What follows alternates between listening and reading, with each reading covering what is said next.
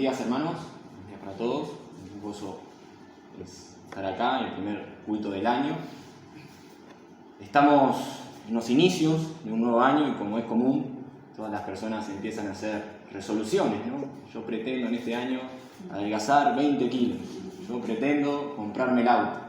Pretendo terminar mi carrera, ¿no? Y está bien, ¿no?, tener resoluciones. Y hay que ser sincero, aún nosotros los cristianos tenemos metas para el año nuevo. Yo no digo que sea malo tener expectativas, tener ciertos objetivos, pero como dijo Santiago, si el Señor quiere, viviremos y haremos esto o aquello. Y muchas veces nos olvidamos de esa verdad. Mi hermano, yo no sé lo que va a pasar en este año 2023. Vos tampoco lo sabés. No sabemos. No sabemos lo que nos va a ocurrir individualmente, colectivamente, como iglesia, pero todo lo que traiga este año a nuestras vidas está bajo la divina providencia de Dios. Y ese es el tema que quiero traerles hoy, la doctrina de la providencia de Dios. Para ver esta enseñanza, quiero que leamos un artículo de la Confesión de Fe Bautista de 1689. Miren hasta dónde me fui, ¿no? Capaz que no todos saben, pero esta fue la primera confesión bautista que se hizo, y es bueno que nosotros como bautistas conozcamos, ¿no? Y una confesión es una recopilación de las doctrinas más importantes de la Biblia. La doctrina de la salvación, la doctrina del hombre, de Cristo, del Espíritu Santo, etc. Y quiero que leamos un artículo de esta confesión que está conformada por 32 capítulos, y cada capítulo tiene sus artículos, capítulo 1, artículo 1, artículo 2, artículo 3, y así sucesivamente. Es muy larga la confesión. Y en el capítulo 5 tiene 7 artículos que habla de la providencia. Mi objetivo, obviamente, por temas de tiempo, no es ver los 7 artículos, ¿no? Sería imposible. Pero quiero que veamos el primer artículo que se nos habla de la doctrina de la providencia. Quiero que la leamos y luego ya pasamos a orar. Dice así: Dios, el buen creador de todas las cosas, en su poder y sabiduría infinitos, sostiene, dirige, dispone y gobierna todas las criaturas y todas las cosas, desde la más grande hasta la más pequeña, por su sapientísima y santísima providencia, para el propósito para el cual fueron creadas, según su conocimiento anticipado e infalible, y el consejo libre e inmutable de su propia voluntad, para la alabanza de la gloria de su sabiduría, poder, justicia, bondad infinita y misericordia. Vamos a orar. Padre, te damos gracias, Señor, que ahora podemos escuchar tu palabra predicada, Señor. Ya un poco, Padre, tú fuiste dirigiendo a través de los himnos que nuestra hermana Ada fue dirigiendo de alguna manera, Señor, a través de este tema, Señor, de cómo tú gobiernas por sobre todas las cosas, Padre. Tanto en los eventos mundiales como en nuestras vidas individuales, tú, Padre, estás al control de todas las cosas, Señor. Te pedimos, Señor, que ahora todo lo que esté en nuestra mente, que nos distrae o que no nos deja tener la debida atención a tu palabra, tú lo hagas a un lado y que ahora seamos aptos para escuchar tu palabra y para que esa palabra cale en lo profundo de nuestro corazón, Señor. Gracias, Padre. En el nombre de Jesús. Amén. Muy bien, un poco el bosquejo que vamos a seguir para el mensaje de hoy. Quiero que veamos 4, vamos a decir, encabezados. Primero vamos a ver a Dios creador, luego Dios gobernador, luego veremos el libre e inmutable consejo de Dios y por último el propósito por el cual Dios hace todas las cosas, que es su gloria. Comencemos con Dios creador. Y aquí es donde debemos comenzar. La confesión, la definición de la confesión dice que Dios, el buen creador de todas las cosas. Mis hermanos, este mundo en el que vivimos no fue hecho por arte de magia o por la teoría del Big Bang, como muchos sostienen.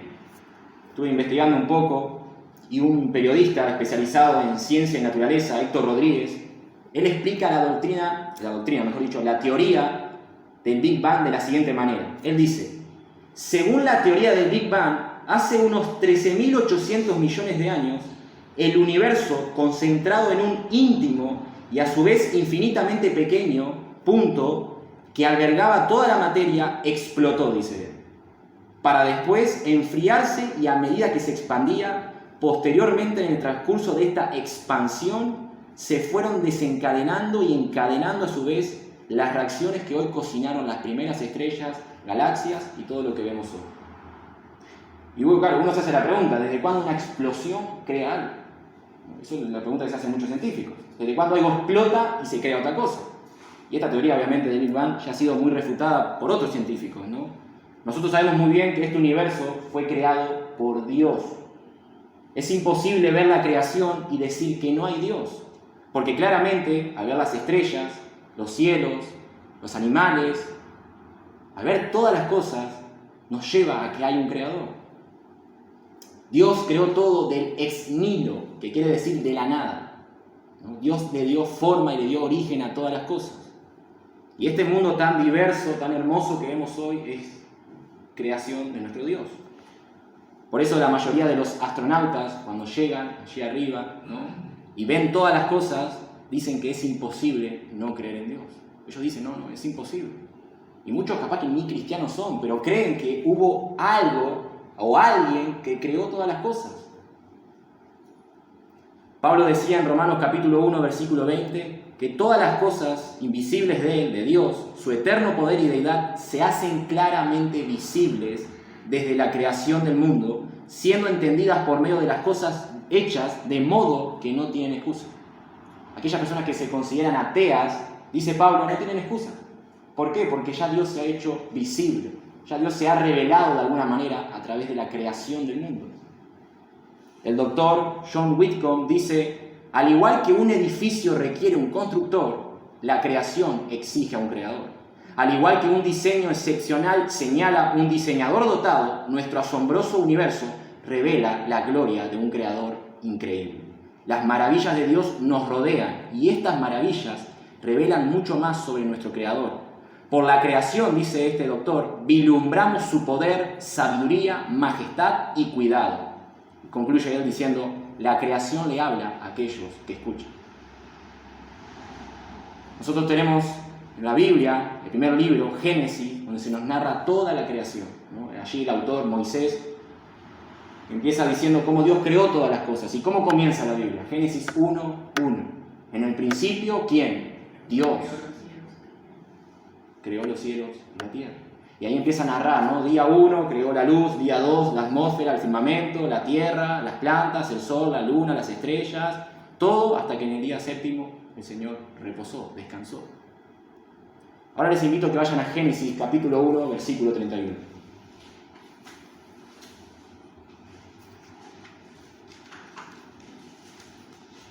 Génesis 1, 31.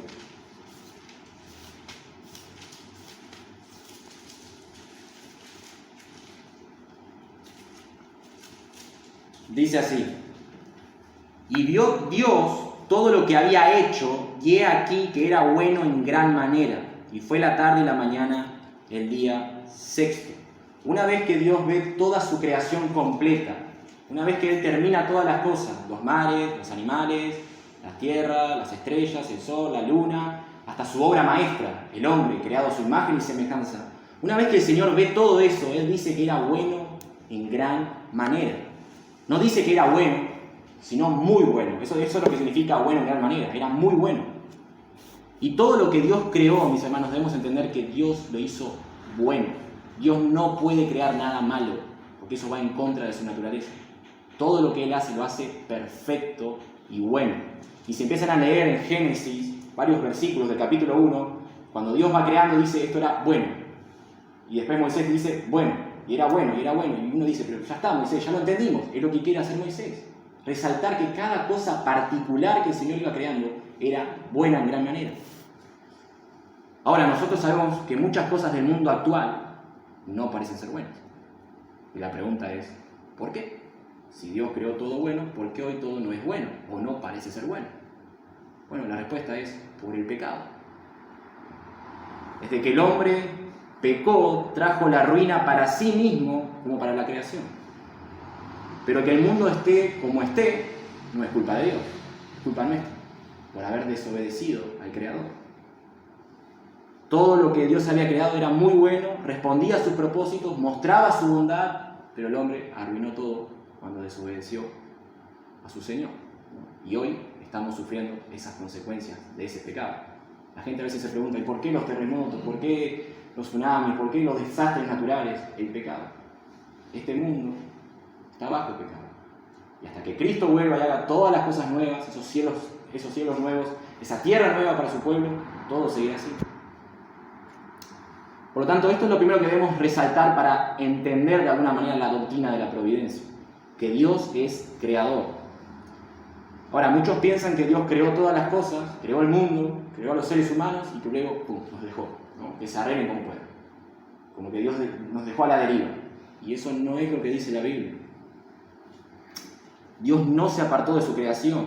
Dios hoy, 8 de enero de 2023, a las 11:52 de la mañana, Dios sigue gobernando y dirigiendo todas las cosas de este mundo, desde la más pequeña hasta las más grandes. Y ahora sí quiero que vayamos a nuestro segundo encabezado, Dios gobernador. Y aquí ya, ahora sí, empezamos a adentrarnos en la doctrina de la providencia. Dice la confesión que Dios creó todas las cosas con su poder y sabiduría infinitos, y que Él sostiene, dirige, dispone y gobierna todas las criaturas y todas las cosas, desde la más grande hasta la más pequeña, por su sapientísima y santísima providencia para el propósito para el cual fueron creadas. Dios, como el buen creador, ahora es lógico que lo gobierne, es lógico que lo dirija, es lógico que lo sostenga. Y tenemos que entender que todos los eventos mundiales e individuales están bajo la mano de Dios. Nada, absolutamente nada acontece en este mundo que escape de las manos de nuestro Señor. Nada. Tanto lo bueno como lo malo está bajo la providencia de Dios. Les invito a que vayan a Daniel, capítulo 4. Daniel 4, versículos 34 y 35. Lo tienen ahí también. Daniel 4 fue escrito por Nabucodonosor. Tranquilamente podríamos traducir Daniel 4 como primera de Nabucodonosor. Lo escribió él. Y dice Nabucodonosor, versículo 34. Mas al fin del tiempo yo, Nabucodonosor, alcé mis ojos al cielo, y mi razón me fue devuelta. Y bendije al Altísimo, y alabé y glorifiqué al que vive para siempre, cuyo dominio es sempiterno, y su reino por todas las edades. Y esto es increíble. Todos los habitantes de la tierra son considerados como nada, y Él hace, según su voluntad, en el ejército del cielo y en los habitantes de la tierra, y no hay quien detenga su mano y le diga ¿qué haces? ¿Quién era Nabucodonosor? Era el rey de Babilonia en aquellos tiempos, ¿no? Babilonia y Nabucodonosor fueron los instrumentos que Dios utilizó para castigar al pueblo judío por sus pecados. Y vieron que en el versículo 34 dice Nabucodonosor que me fue devuelta la razón. Este hombre había sido castigado por Dios con una enfermedad, ¿no? Por su soberbia, por su orgullo, Dios lo castigó. La enfermedad que tenía Nabucodonosor se llama zantropía, significa animal hombre. Este rey estuvo 7 años comportándose como un animal. Y dice que comía hasta los pastos, la hierba del campo. Incluso hay documentos históricos donde confirman esto, ¿no? Que este hombre estuvo como 7 años comportándose como un loco. Hasta que en un determinado momento Dios le devolvió la razón. Y en esa humillación el rey hace esta declaración que es una de las más notables de toda la Biblia. Y es interesante porque Nabucodonosor no era judío, era un rey pagano. Y él dice que todos los habitantes de la tierra son considerados como nada. Sin importar lo poderosos que sean los hombres, son nada en comparación al Dios soberano. Nadie frustra los planes de Dios. También dice que Dios hace según su voluntad, según en el ejército del cielo y en los habitantes de la tierra. Todos los asuntos del cielo, que muchas cosas nosotros no nos damos cuenta, y todos los asuntos de la tierra están gobernados y dirigidos por la voluntad de nuestro Padre Celestial. A mí me encanta la historia. Me encanta estudiar historia, me encanta ver documentales, sobre todo documentales bélicos, no es porque sea militar, por favor, pero me encanta estudiar la historia. Y nosotros tenemos que aprender que tenemos que ver todas las cosas con los lentes de la providencia.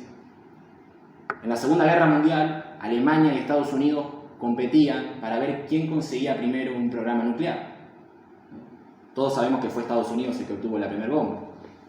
Pero Alemania estuvo a esto de tener la primera bomba. ¿Ustedes se imaginan qué hubiera ocurrido si Alemania conseguía primero la bomba antes que Estados Unidos? Que ojo, lo que hizo Estados Unidos fue horrible, ¿no? Cuando tiraron las bombas en Japón. Pero la mente de Hitler era destruir, sacar de la faz de la tierra al pueblo judío. Y las bombas nucleares iban a ser para eso.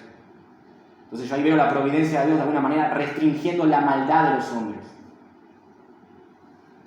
Y en la Biblia tenemos muchísimos ejemplos de la providencia de Dios. Cuando Abraham le mandó a su siervo que le consiga esposa a su hijo. Y Abraham le da ciertos patrones de cómo debía ser esta mujer, ¿no? Dice que debía ser una doncella que le dé de beber, pero que también esté dispuesta a darle de beber a los camellos del siervo. Pero además de eso debía ser familiar de Abraham, ¿no? Y miren lo que dice la Escritura en Génesis 24, 14, 15, no lo busquen, yo se los leo. Dice... Este es Abraham hablando al siervo. Sea pues que la doncella a quien yo dijere, baja tu cántaro, te ruego, para que yo beba, y ella respondiere, bebe, y también te daré de beber a tus camellos, que sea esta la que tú has destinado para tu siervo Isaac. Y en esto conoceré que habrás hecho misericordia con mi Señor. Y vean lo que pasó luego. Versículo 15. Y aconteció que antes que él acabase de hablar, he aquí Rebeca, que había nacido de Betel, hijo de Milca, mujer de Nacor, hermano de Abraham, la cual salía con su cántaro sobre su hombro. Y la doncella era de aspecto muy hermoso, virgen, a la que el varón no había conocido, a la cual descendió a la fuente, llenó su cántaro y se volvía. Y todos conocemos la historia, ¿no? Que le dio de beber, a los camellos también. Se cumplió a rajatabla lo que Abraham le había dicho a su siervo. No, es que eso fue el azar, los planetas se alinearon. No, fue la providencia de Dios. ¿Recuerdan a José? Sus hermanos trataron 1.000.000 de planes para sacarlo de escena, para matarlo, hasta el punto que lo vendieron como esclavo y fue comprado por Potifar. Y este hombre pasó por muchas pruebas, hasta que él, después de varios años, se vuelve a encontrar con sus hermanos. Y él les dice, en Génesis 50, versículo 20, a sus hermanos, vosotros pensasteis hacerme mal, pero Dios lo tornó en bien para que sucediera lo que vemos hoy. José creía en la providencia. Ustedes tramaron muchos planes en contra de mí, pero Dios los tornó para bien. Dios los orquestó de alguna manera para mi bien. El libro de Esther, muy interesante el libro de Esther, porque si lo leen completo no se menciona ninguna sola vez la palabra Dios o Jehová. Incluso los judíos estuvieron a esto de sacar el libro de Esther, porque como no se mencionaba Jehová, pero si ustedes ven cada cosa que acontece en el libro de Esther, ustedes ven a Dios. Aunque no aparece en primer plano, sabemos que Dios está dirigiendo todas las cosas para que se haga su propósito. Tenemos a Felipe y el eunuco, ¿no? Allá en el Nuevo Testamento. Dice que un ángel del Señor habló a Felipe diciendo, levántate y ve hacia el sur, por el camino que desciende a Jerusalén, a Gaza, el cual es desierto. Entonces Felipe obedeció, se levantó y fue. ¿Y qué sucedió? He aquí un etíope, eunuco, funcionario de Candace, reina de los etíopes, el cual estaba sobre todos sus tesoros y había venido a Jerusalén para adorar. Volvía sentado su carro leyendo al profeta Isaías. Y qué casualidad que este hombre no entendía lo que estaba leyendo. El Señor tenía un propósito ahí. De vuelta, la providencia de Dios.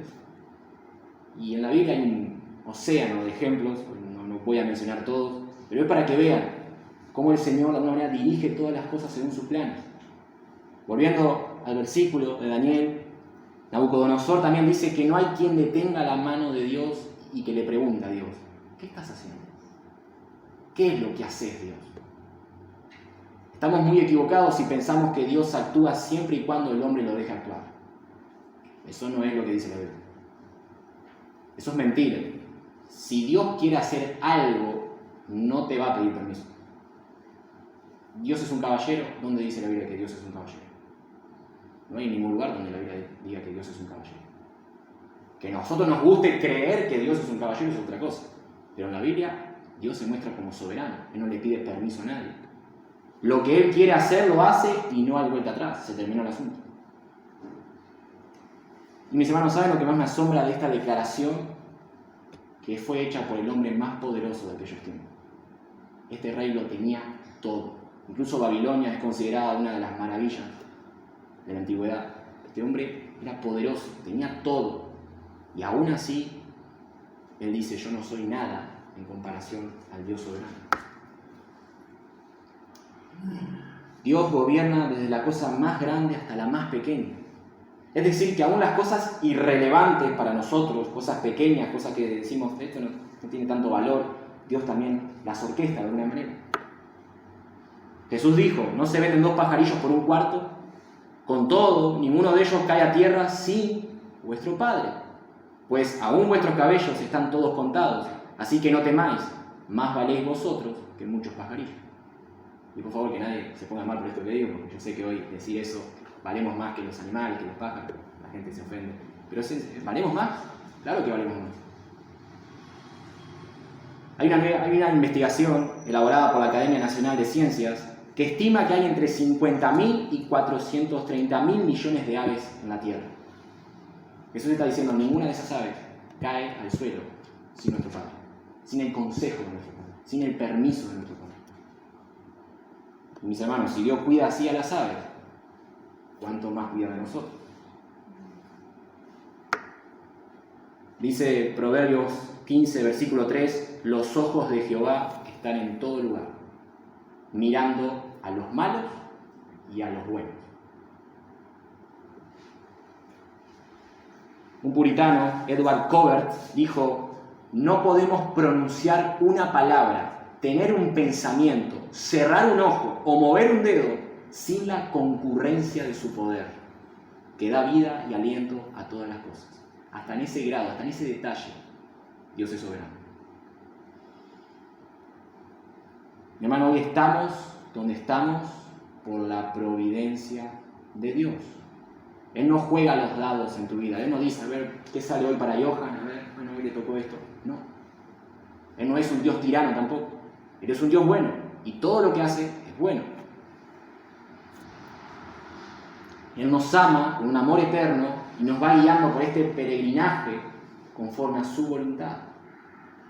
Dice Proverbios 16:9, el corazón del hombre piensa su camino, mas Jehová endereza sus pasos.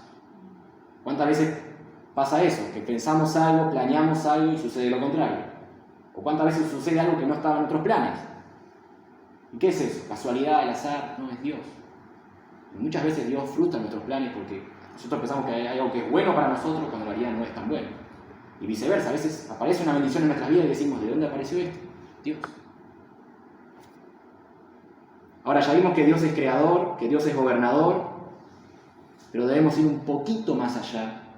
Y la pregunta que muchos se hacen es, ¿Dios actúa de forma libre o dependiente del hombre? Y eso me da lugar a mi tercer encabezado, el libre e inmutable consejo de Dios. La definición dice que Dios hace todas las cosas según su conocimiento anticipado e infalible y el consejo libre e inmutable de su propia voluntad. Tenemos que entender que Dios hace lo que hace porque se le da la gana de hacerlo. Así de simple.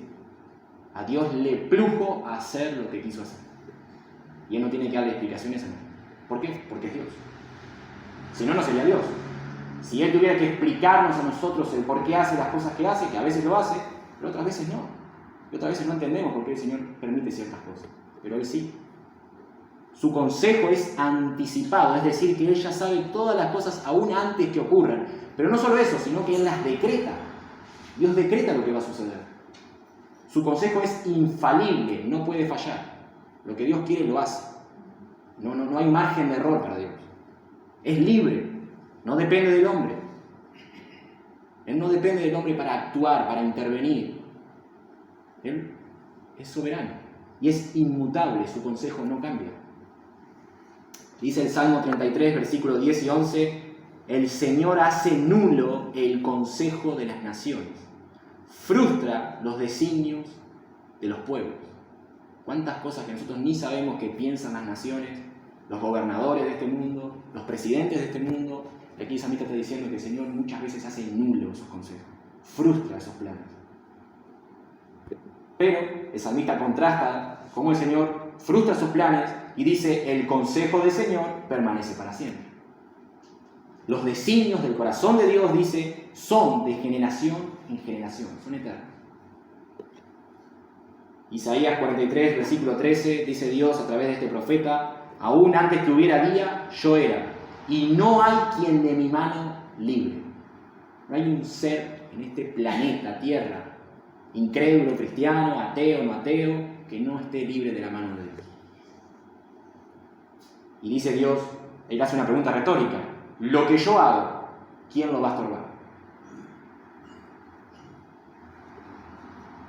Les invito a que vayan a Efesios, capítulo 1, versículo 11. Efesios 1:11, lo tienen ahí también para leer. Este es el apóstol Pablo, diciendo: en Él, en Cristo, tuvimos herencia, habiendo sido predestinados conforme al propósito del que hace todas las cosas según el designio de su voluntad. Aquí Pablo está hablando de la doctrina de la elección, que Dios nos escogió de antes de la fundación del mundo para que nosotros hoy seamos el pueblo de Cristo. Y por eso Pablo dice en Él, también está diciendo en Él, asimismo, en Cristo, tuvimos herencia. También dice que fuimos predestinados, y esa palabra se refiere a que Dios escoge a ciertas personas entre la humanidad caída para que sean su pueblo. Pero no me quiero detener mucho en eso porque no es mi tema. La pregunta es: ¿por qué Dios escogió a un grupo de personas para que fuesen salvos? Bueno, en el versículo 11, Pablo nos dice que Dios hace todas las cosas según el designio de su voluntad. En otras palabras, a Dios le plujo escoger a un determinado grupo de personas y salvarlas. Y a otras no. Es Dios. Y Dios hace lo que hace porque quiere hacer. Che, pero qué Dios tan distinto este al que nos muestran hoy. Un Dios que en vez de parecer un Dios soberano parece un abuelo manso que está ahí subordinado a sus criaturas, ¿no? Y ese no es el Dios de la Biblia. Cuando solemos leer las Escrituras sin ningún prejuicio, empezamos a ver a Dios como verdaderamente es. Y ¿saben qué, mis hermanos? Qué consuelo para nuestras vidas que Dios sea lo que Dios es. Es un consuelo. Por eso podemos dormir por las noches, porque no depende de nosotros, depende de Él. ¿Cuántas cosas le solemos pedir a Dios que para nosotros son buenas, cuando en realidad nos llevan a la ruina? Y Dios, en su misericordia, Él nos dice que sí a nuestras oraciones, a veces, y otras veces nos dice que no. Y gracias a Dios por eso, porque nosotros no vemos el panorama completo, el Señor sí. Él nos guía según su libre voluntad, la cual es buena, agradable y perfecta. Volvemos a lo mismo: Dios es bueno, todo lo que hace es bueno. Aunque tú no sepas cómo decir cómo esto es bueno en mi vida, Dios sí lo sabe. Y tenés que confiar en el Señor, que tarde o temprano vas a ver cómo eso obró para bien en tu vida. A veces no tenemos respuestas a lo que sucede en el mundo, ciertos eventos mundiales, a lo que sucede en nuestra vida, a una prueba, a una lucha, a una enfermedad, pero el Señor está en control y Él dirige todas las cosas. Y mis hermanos, eso es suficiente para nosotros. Entender quién es Dios ya es suficiente. Aunque no encontremos respuestas específicas para nuestra vida, ya es suficiente. Y por último, quiero que veamos el propósito. ¿Por qué Dios hace todas las cosas? ¿Cuál es el fin que Dios quiere llegar? Y el fin es su gloria. Dios quiere ser glorificado. Dice nuestra confesión que todo lo que Dios hace, lo hace para la alabanza de la gloria de su sabiduría, poder, justicia, bondad infinita y misericordia. Dice Romanos 11:36, porque de Él y para Él y de Él son todas las cosas, a Él sea la gloria por los siglos. Amén. El salmista en el Salmo 57, versículo 5 dice: exaltado sea sobre los cielos, oh Dios, sobre toda la tierra sea tu gloria.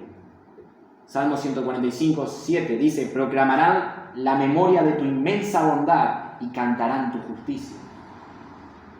Y a Isaías 63, 14 dice que el Espíritu de Jehová los pastoreó, como una bestia que desciende al valle, así pastoreaste a tu pueblo. ¿Para qué? para hacerte nombre glorioso. Cuando leemos todo el Antiguo Testamento, nos hacemos la pregunta, ¿por qué Dios escogió a Israel? ¿Qué había en este pueblo que no había en los otros pueblos? ¿Qué había? No había nada. Eran todos iguales. ¿Eran más espirituales los judíos? No. ¿Eran más obedientes? Sabemos que no, porque si miramos la historia de Israel vemos que es un ciclo vicioso que nunca se termina. Pecan y vuelven, pecan y vuelven.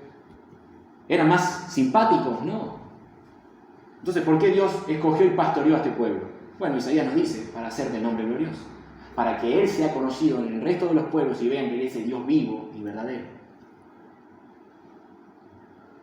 Hermano, estamos muy equivocados si pensamos que Dios hace todo para nuestra felicidad. No es así. Él es bueno para con nosotros, obviamente, para con sus criaturas, nos colma de bendiciones, pero eso es secundario, eso es un agregado. Lo que Él quiere primeramente es llevarse toda la gloria.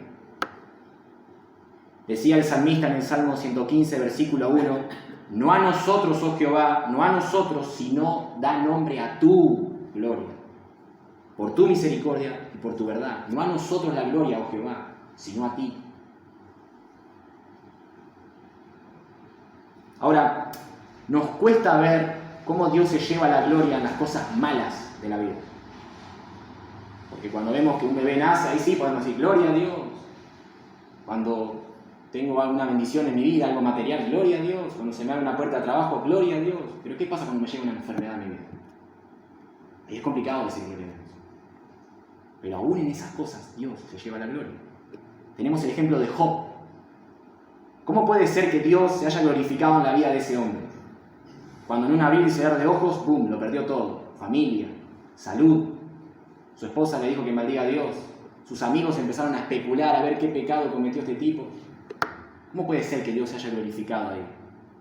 Bueno, si miramos la historia de Job solamente con los ojos humanos, de seguro no vamos a comprender ver la gloria de Dios.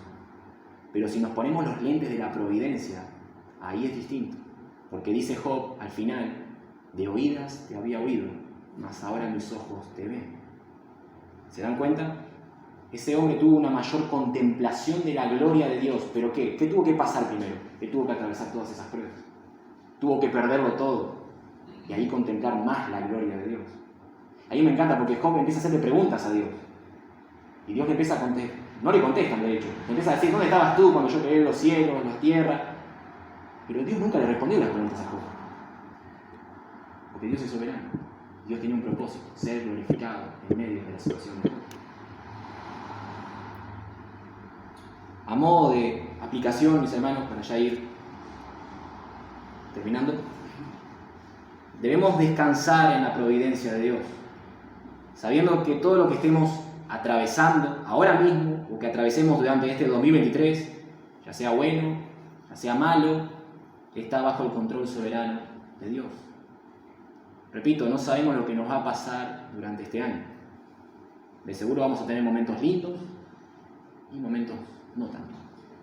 Porque seamos sinceros, si miramos el año entero, hay momentos difíciles. Yo creo que hay más difíciles que momentos fáciles.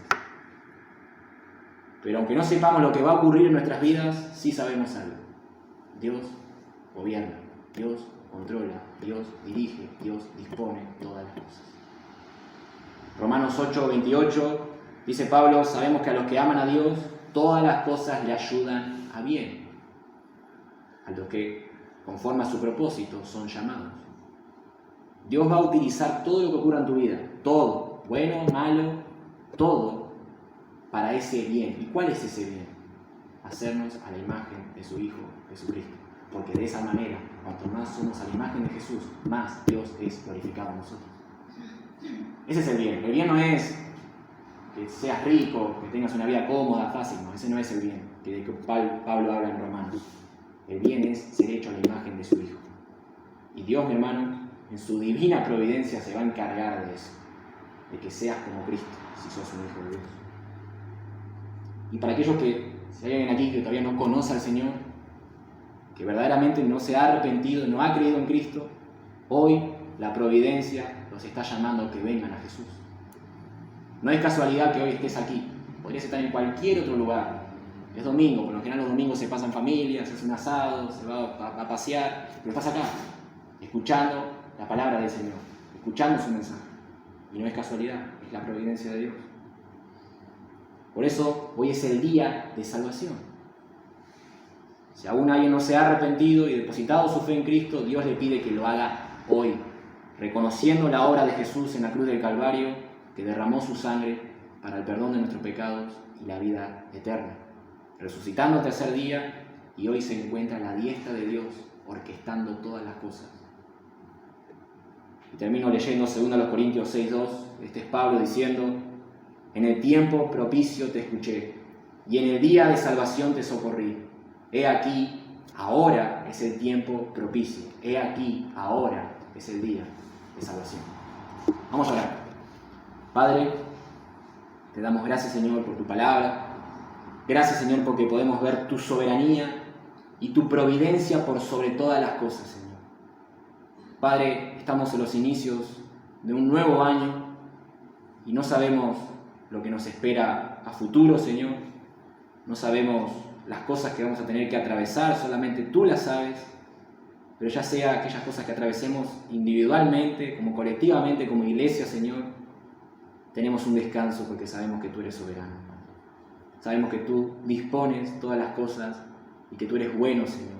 Eres un Padre que nos ama, un Padre que ha dado todo por nosotros, y eso se ha expresado en la obra de tu Hijo Jesucristo, Señor. Padre, aquí hay hermanos que están pasando distintas aflicciones, pruebas, luchas, algunos con enfermedades, otros con problemas laborales, Señor, otros con problemas familiares, pero que podamos entender que tú estás al control por encima de esas cosas, Señor.